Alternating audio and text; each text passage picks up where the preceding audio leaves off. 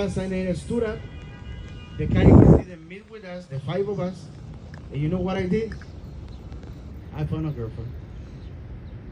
So I was probably among the few ones that were in Privo, and I had a girlfriend. So nice. But look, interestingly enough, this said that I put like my diosa, my goddess, you know. Like the equivalent of chula for us is mamacita. This mamacita, I put like my goddess, right? But many things happened, but she dumped me. She got pregnant from her first love. And I knew. And my catechist, at that time that he was a priest, since he saw that there was nothing there, like towards her side towards me, he never told me anything. He knew. He knew. But he didn't tell me, hey, choose. He just leave me alone because he knew that there was nothing there. And then, after the first step, finally I decided, and I said these words to the Lord. Simple and plain. I am tired of doing my freaking will. I am tired of being dead inside. I am tired of hating my father. I am tired going to the club and spending, whole night long, weekends. I am tired of getting drunk and getting wasted with blackouts. I am tired. I am tired. You do something. You do it. I am tired. You do it. And when I came here to Dallas, was the same thing. I came here, I wanted to run away. I remember still the first time that I went to Father Fernando's office. And he being a man of faith, after my whole drama, I don't want to here. He just told me, oh, you want to go home? Okay. I can make you the tickets right now. Because I thought, oh, he's going to stop me. No, mijito. No. I can give you the ticket tomorrow. But no. Let me tell you just one thing. You have been running away from suffering because your father abandoned you. And you had never trusted anyone. And then he gave me the beating, the pattern. Out of love. Not to me, to my demons.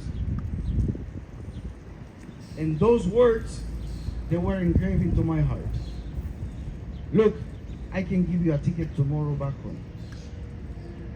Only one thing. You are suffering now. You want to continue like that in your life? Running away like a little child from real suffering, from the real stuff. This is what you want. If you stay and allow the Lord to make a work in you, you will see it. You will bless Him. And it doesn't matter that you become a priest, but you will become a man, a real man. And those words were fulfilled. More than 2 years ago, when I was going towards the cathedral, towards the church that I was being ordained. And many of you think, some of you were asking me. We have a serious theological discussion last night with my group, eating pizza, about demons, about exorcisms, and all this stuff. And one of you asked me, so you stop liking girls? I like, ask Daniel. That's my response. So ask Candace. Ask these brothers of mine. So that's why the first requirement to discern the vocation to become a priest, you gotta like girls. Sorry. I mean, you may think that is obvious, but no in this day and time. You need to like girls. Otherwise, you are not fitting for anything. Because a man is the one that gives his life. There are no bachelors in the church. The bachelors are for the shows, for the world.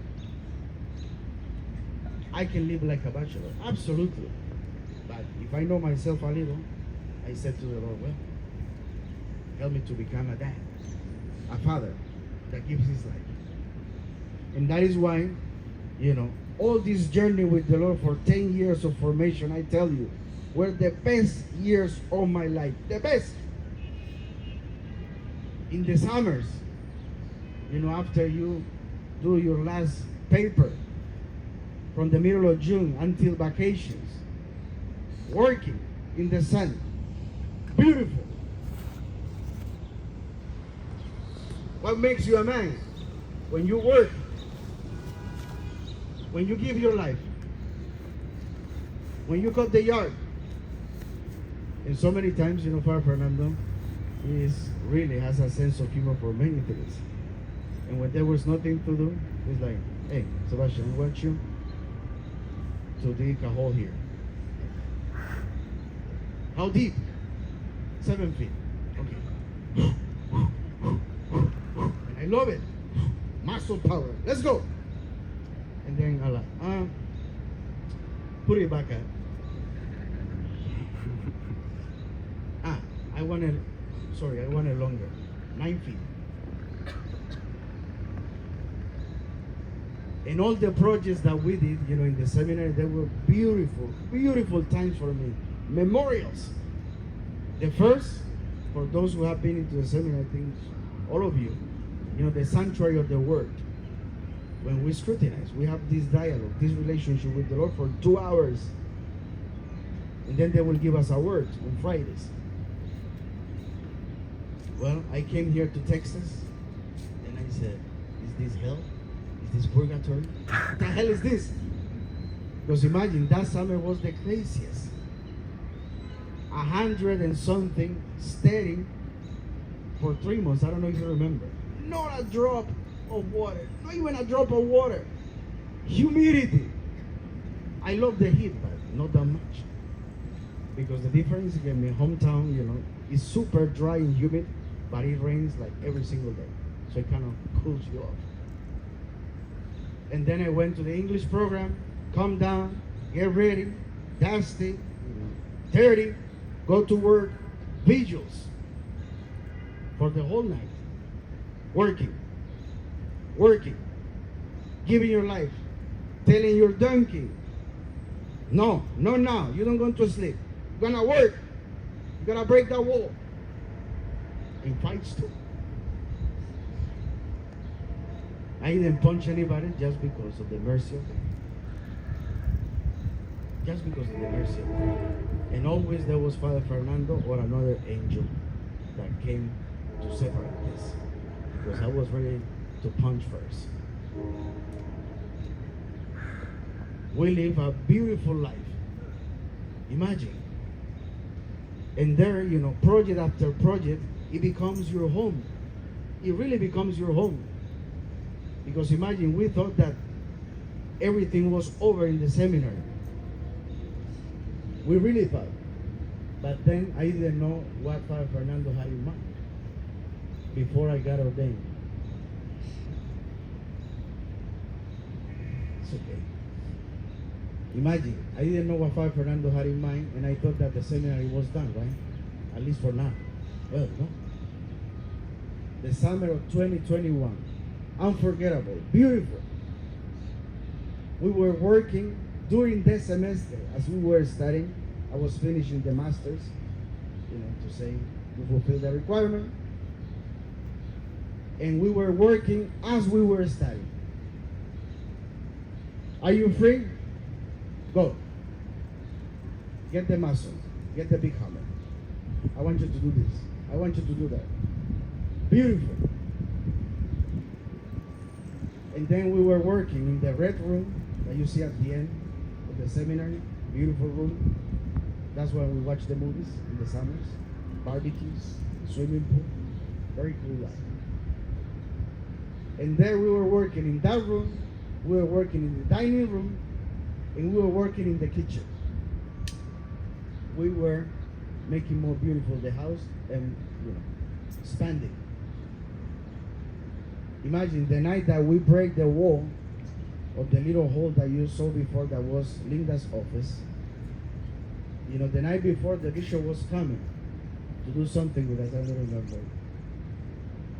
And there We just break it with the sew machine, and then we put a tape just to cover it up. As soon as the bishop left, he likes to talk a lot, he joke a lot. Like, come on, bro, this is gonna be a whole night. Leave. As soon as the bishop left, boy, we have a blast. It was a storm of dust, but we were happy. We were happy. We went to bed at 4 a.m. and we wake up to pray at 8 a.m.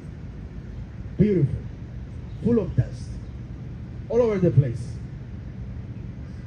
And we were putting back, the festival things.